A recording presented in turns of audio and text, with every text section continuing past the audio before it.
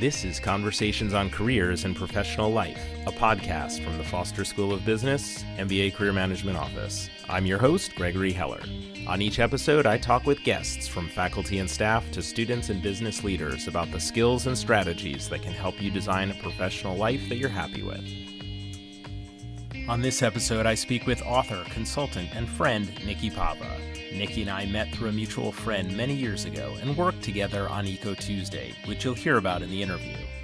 We talk about her career experiences, her MBA, and her book, Green Wisdom, which is about employee green teams and sustainability initiatives at a variety of companies. Our conversation took place in June of 2019 over the web and is edited for length and clarity. I hope you enjoy my conversation on careers and professional life with Nikki Pava. Nikki, welcome to Conversations on Careers and Professional Life. I'm so excited to talk to you in this new role, new to me role that you have. So this is really fun. I would love to talk a little bit or hear a little bit about your journey to where you are today, both professionally and in the sustainability space, the way you think about it. Sure. Well, I think it just goes back to when I was born. I was born on Earth Day, so it's a pretty fun day to have a birthday because there's always been, for me, a focus on celebrating the Earth as well as celebrating my birthday. And so that's been with me my whole life. And for early in my professional years out of college, I was working in bigger companies, and I was always the one who was kind of spearheading the fundraisers that these companies would do for nonprofits, and to get out to increase awareness for what the nonprofits were doing in the community, such as local shelters or animal care types of organizations. And I would be the one enrolling people and doing funny things to fundraise for these organizations. So I've always had a soft spot for social mission-driven organizations doing good things for the world. And then I had this really unique job where I worked for the Japan Times newspaper, and I had the opportunity to travel all over the world to all these different countries and put together a report for each city or country that I was in. And what we would do is we would analyze the business infrastructure of these geographic locations. So the first place I was in was Berlin. So I did a report on Berlin, and then Thailand, and then the next one was the United Arab Emirates. And so we would go in, I would always have a business partner, and we would do research on what companies were really making an impact. A lot of these places have had companies that had been there for many, many years, generations. And it was a really exciting job. So we would go and find out that make a big list of 150 biggest companies in these areas, and we would just try to get interviews with them. And really what it was selling advertising for the Japan Times newspaper, which is not something I really, really loved. But I was much younger, and I really enjoyed the fact that I was in Berlin and I got to go and visit all these other really beautiful European cities with my friends, and that was really great. But what I got to do is I got to create the interviews for some of the biggest business leaders in the world. So I was in the offices of the CEO of Sony Europe, for example, in Berlin, and in their new office, and Honda in Thailand, for example. And so I would ask these questions about their business model and what new products they were launching out into the business community. And I would always ask them about their social and environmental initiatives that these companies had. And this was in 2000. And back then, they didn't have much. They didn't even, most people didn't even have anything to greenwash me about, because it just wasn't in their business model. And so they would always just change the subject every time. And at the end of the year, I just realized all of these business leaders they're trying to distract me from getting any type of answer from their questions. And this is a problem because I knew that it was important. And so that really hit me, just getting not real answers time and time again from some of the biggest companies in the world. And then after that job, I came back and I thought, okay, what can I do with my time here on Earth? It's not very long. Hopefully it'll be as long as possible, but hopefully, but, yes. Yeah, Hopefully, but really, yes. we're only here. We're all only here. It's a very fast trip. But what can I do with my time to make an impact on the social and environmental values that I have, and bring these out bigger? And so I enrolled at the Presidio School of Management. It's now called Presidio Graduate School. And at that time, it was really one of the only schools that was an entire school with social and environmental business cases and examples threaded throughout every single type of class. So it wasn't just, I was going to a school and I could take a class on and how business intersects with the environment. It was every single class had this type of infrastructure into the curriculum, and that was really interesting to me. So I enrolled and I had a really wonderful experience. And while I was there, I started Eco Tuesday, and we got to work together. And now I have a company called Allegria Partners, and I work with companies and teams on creating the teams that will create and develop and execute the programs that will help them reach their sustainability goals. So that's not quite a traditional path after business school. Can you talk to me about what led you in that direction rather than, say, going to work for one of these large companies internally? For me, I was really interested in the flexibility of creating my own business because I didn't want to be boxed into anyone else's time. And I wanted to be able to work for 10 hours a day if I needed to, and maybe one or none the next day. So I was really looking for flexibility, and because I also wanted to choose the types of projects that I spent my time on. So it was really important to me to carve out my niche. And at that point, I also, after business school, I also was really still working a lot on Eco Tuesday, and that was a lot of fun. And so that was the way I went. I just wanted to do something that was more of my own style, where I could use my skills and work with other people who had skills that were different than mine, to complement them and use them for different projects that I found were attractive. Let's talk about Eco Tuesday for just a minute. Can you describe it for us?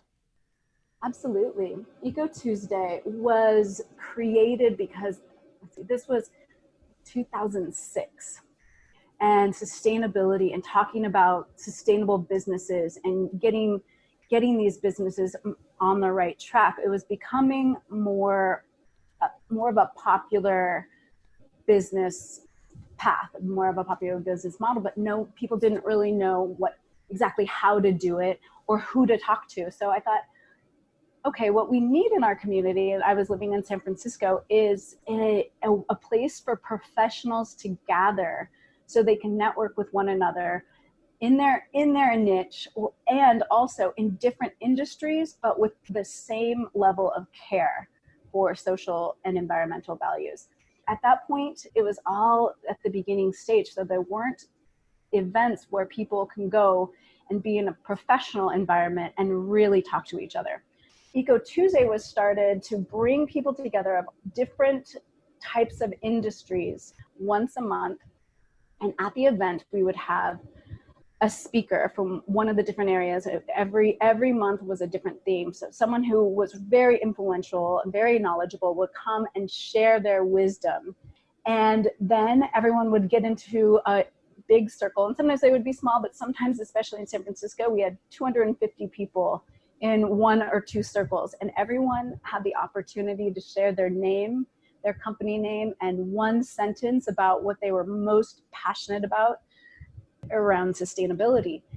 After everyone shared what they're passionate about in the circles, then we had a lot of time to go and network with the people that you heard about, who you most wanted to connect with. So there was amazing business partnerships created, so many alliances. I mean, even romantic partnerships happened at Eco Tuesday. And the really fun thing is after a while in San Francisco, it expanded to other cities across the country. So we would have ambassadors in other places who wanted to start the same event using the same template, a speaker, a circle where people are sharing their passions and then networking.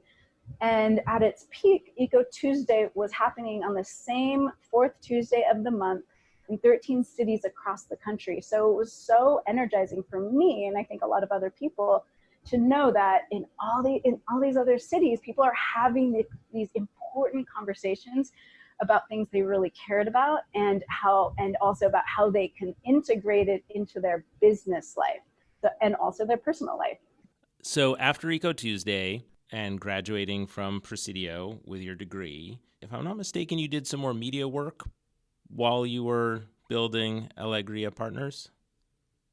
Yeah, I worked at a company called Evokes Television Networks, and it is a media company, and it shares a lot of lifestyle types of videos, sustainability and eco-related videos and movies on their site. And they also have an online store, which I think is a really great alternative to Amazon, because they are really sourcing products that are healthy for the environment and have a much lighter footprint than a lot of the other companies that are on that big big store from Seattle. And that was a really valuable time, because it was a startup company. So yet another startup. I have loved working with startups. I got to wear a lot of different hats with that company, and at one point I was the spokesperson for the lifestyle area of the companies, and that was a lot of fun.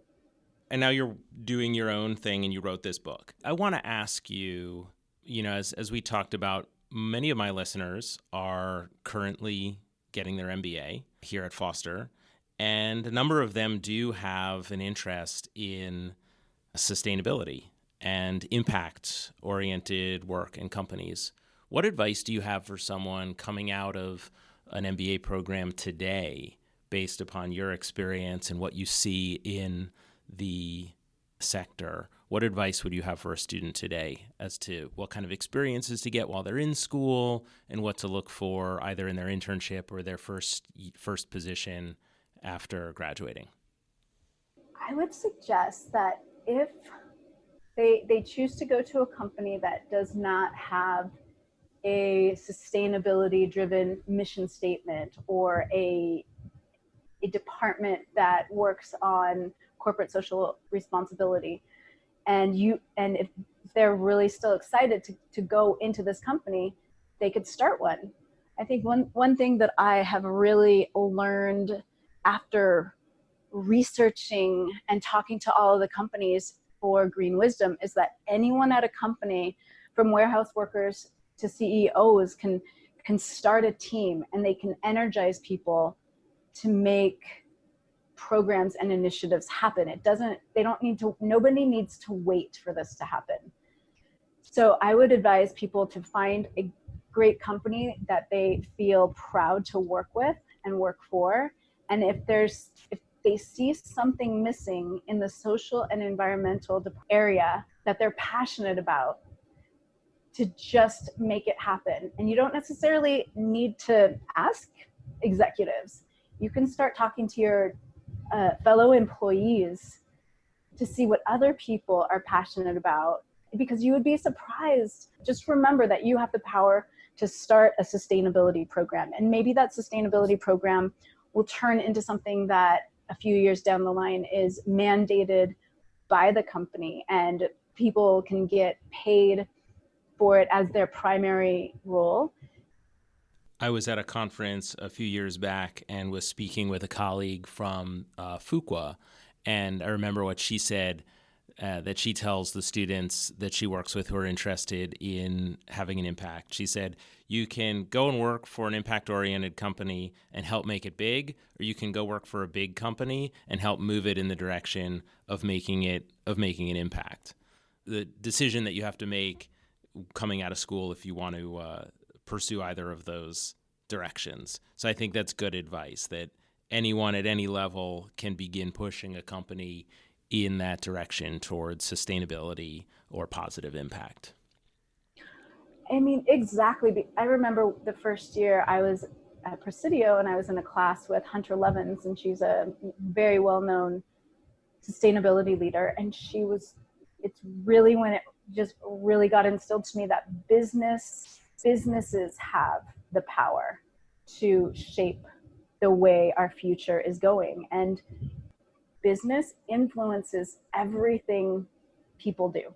And if we can be that one person to get in there and into those companies and to start a sustainability program that may or may not have been there, or revitalize a sustainability program, that is really powerful, because we all need to work together to move, especially the big companies, to move them in the right direction. And one individual efforts can really start to make a change. Do you think that we're poised at some transition point as the millennial generation begins to move into higher levels in the workforce? And many of the students in our program, fit into that generation. You and I are of a different generation. Do you think that is going to affect how companies respond to these issues, or how they make decisions about sustainability or social justice oriented issues? I think that millennials and even generations younger, they are really seeing the power of being more like watchdogs to these companies than. And from the perspective of companies as employers of this generation, do you think that millennials have a power as a prospective employee to demand change? We just had, not long ago, I think 6,000 Amazon employees signed an open letter to Jeff Bezos and the board, basically demanding that Amazon adopt a comprehensive plan to fight climate change, right? I mean, that's the kind of action that I don't think we saw very often previously. I mean, perhaps you have some insight into that based upon the conversations you had for your book or beyond. Yeah, one of the statistics in my book, I don't remember the exact number. It is a study that shows that millennials, when faced with a decision of choosing a company that has sustainable values and corporate social responsibility values or not, these millennials are choosing to work for the companies that do have these programs, because they have been brought up to care more. And so they want to work for these companies that do have social and environmental values. And the companies want to have that now. They're seeing that it's important, because they do want to attract the top talent from business schools, and they want to retain them, because it does take a lot of money to hire a new person. And so if someone who really does care, a very talented and skilled person that coming out of the University of Washington, they do care about social and environmental values. And if they go into a company and they see that the company is greenwashing, or they are actually not true to what they say, that they're not walking their talk, they'll move to another company, because they are, these graduates are really smart. So they could find a job in another place that does fit their personal values. I mean, that's the thing. People do have the power to bring their personal values to work, and we're seeing that. I noticed that a lot when I was researching Green Wisdom. So many of these sustainability teams were started because people had a care about the planet outside of anything that had anything to do with their job, and they brought that passion and care to work. I think companies are opening up and understand the value of having sustainability teams and green teams and a lot of programs that are attractive and interesting to millennials. Well, I think this is a nice segue into the book and the companies that you talked to and some of the things that you learned in the process. Can you give us a sense of what kind of companies you were speaking with? Yeah, my desire was to talk with the sustainability leaders of a wide array of companies.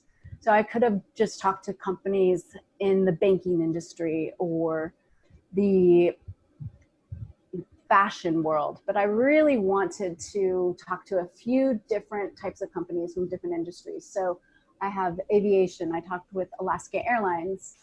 They're headquartered there in Seattle. Mountain Rose Herbs, an herb company in Oregon. I talked to Salesforce and New Resource Bank and Self-Help Credit Union. They're both really, really amazing banks. Genentech Interface, a company called Badger Balm that makes skincare products. I'm a user. I'm a customer of Badger Balm. They do some of the coolest programs that I had never heard of before.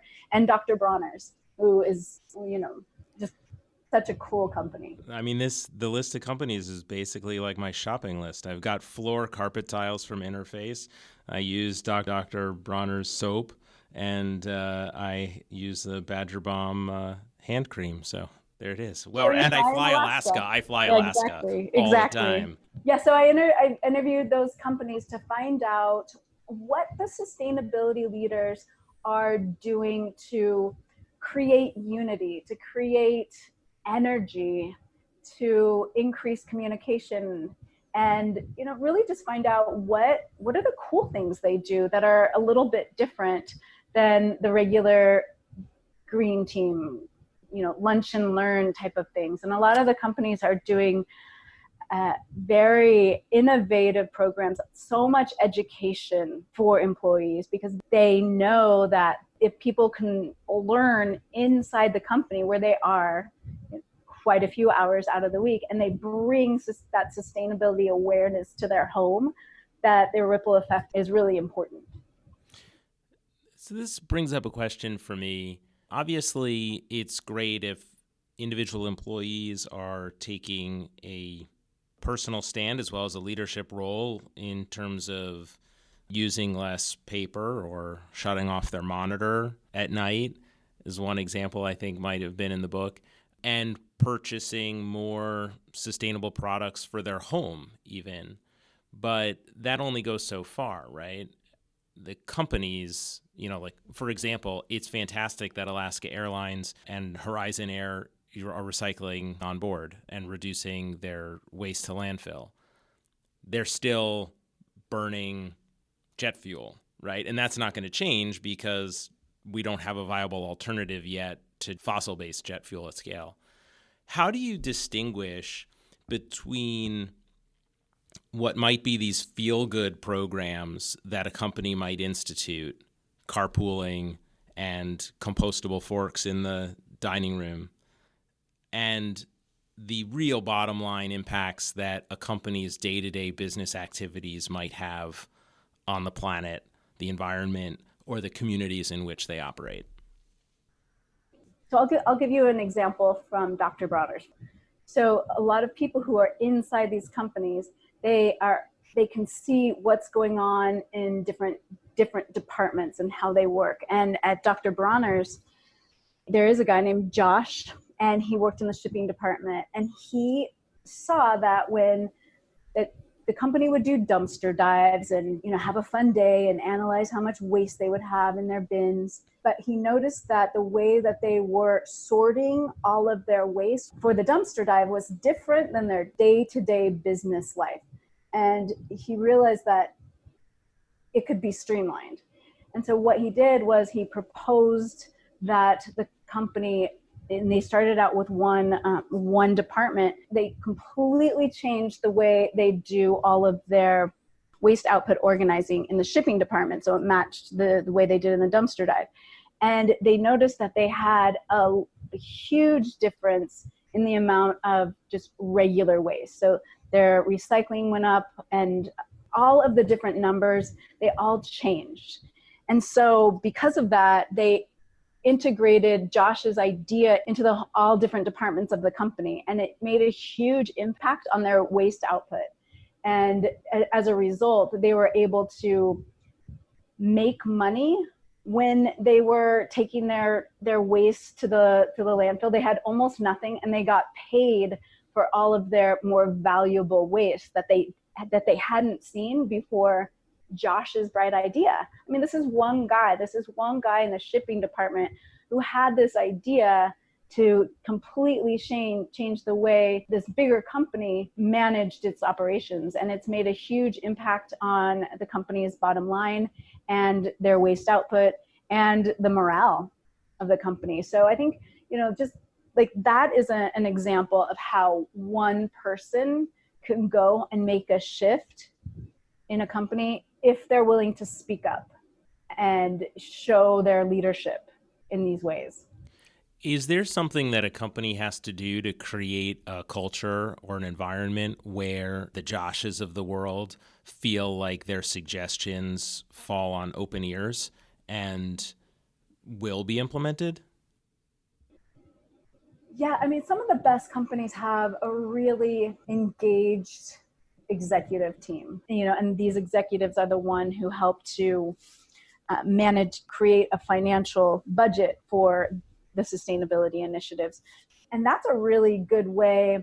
Say, for example, if you wanted to start a sustainability team, your company doesn't have one, it's a really good way to interface with higher up executives in this way, because they're seeing that you're a leader, they're seeing that you know how to present, they're seeing that you're good at organizing people and you're good at enrolling people and keeping people energized.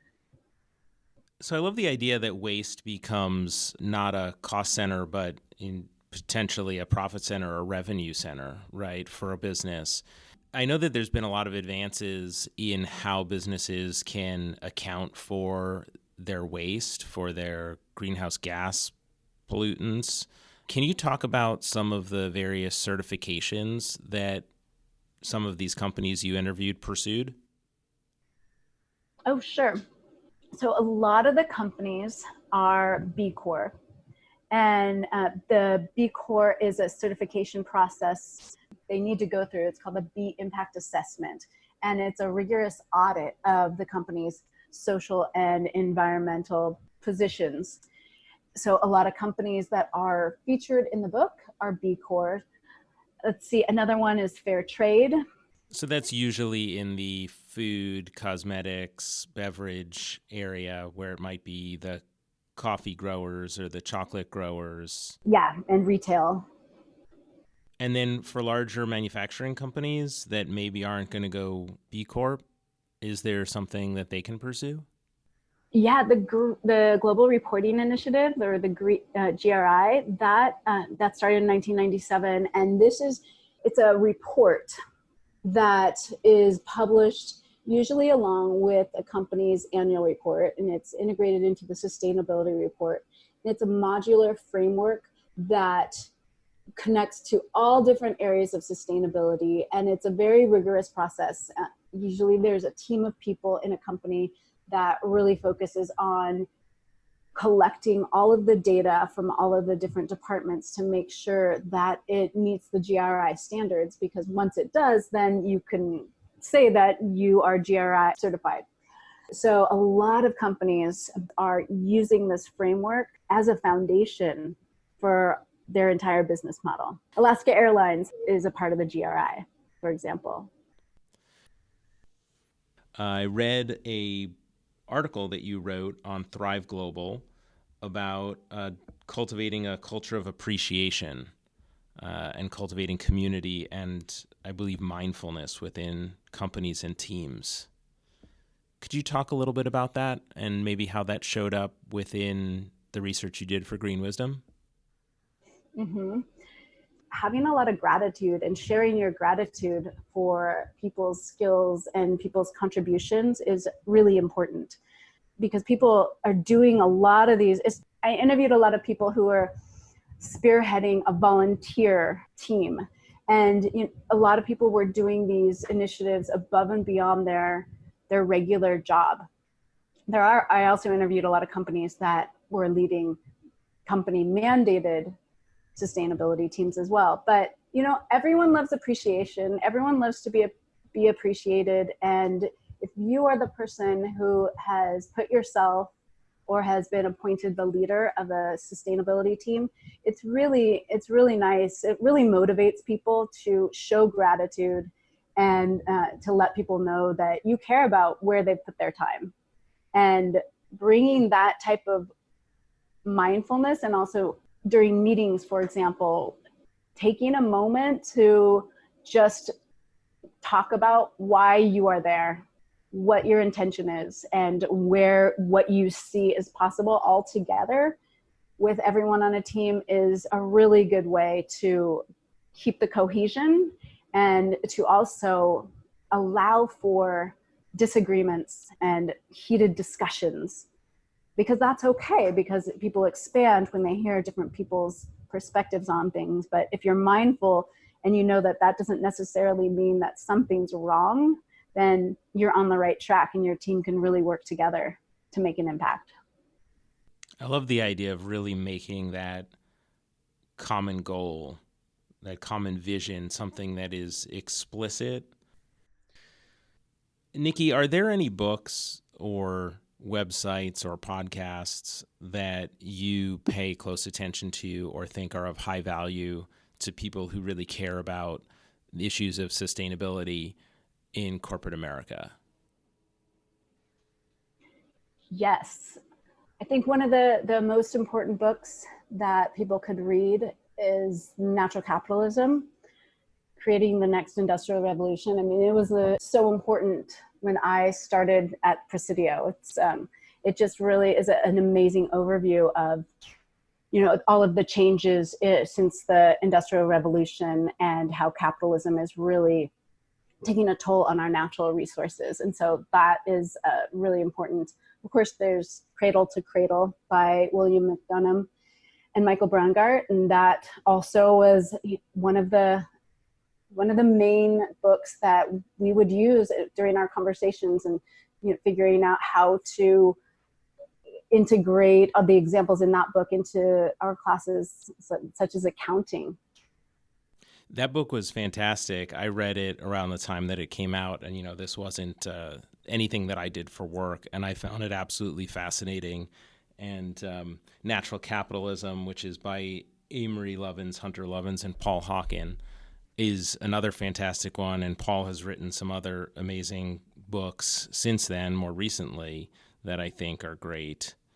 And you mentioned Interface Carpets earlier, and that makes me think of the movie The Corporation, which really looks deeply at the transition at Interface that took place, which I think I saw that movie probably around 2006 and was just blown away.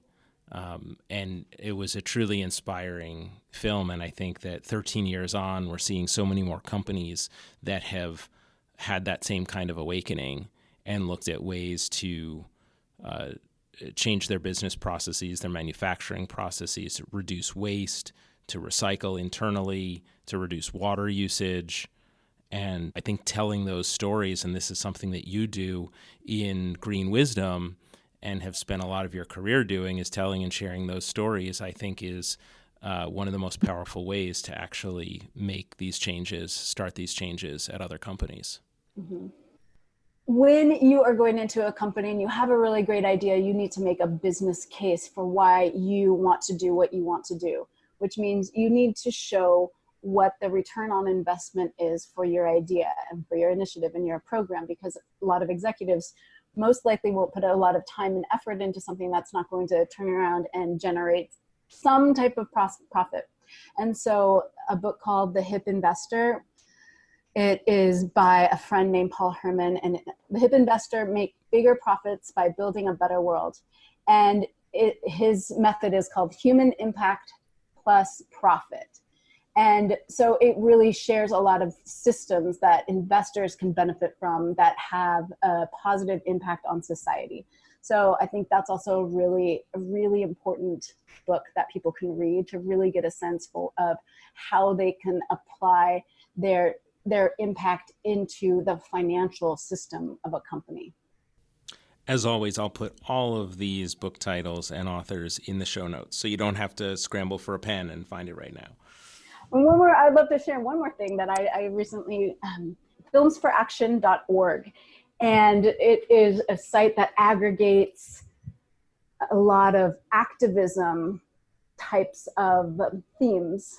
So social justice, environmentalism, corporate social responsibility, immigration, and short documentaries to longer movies. A lot of them have to do with business and how business relates to people and how business relates to the environment.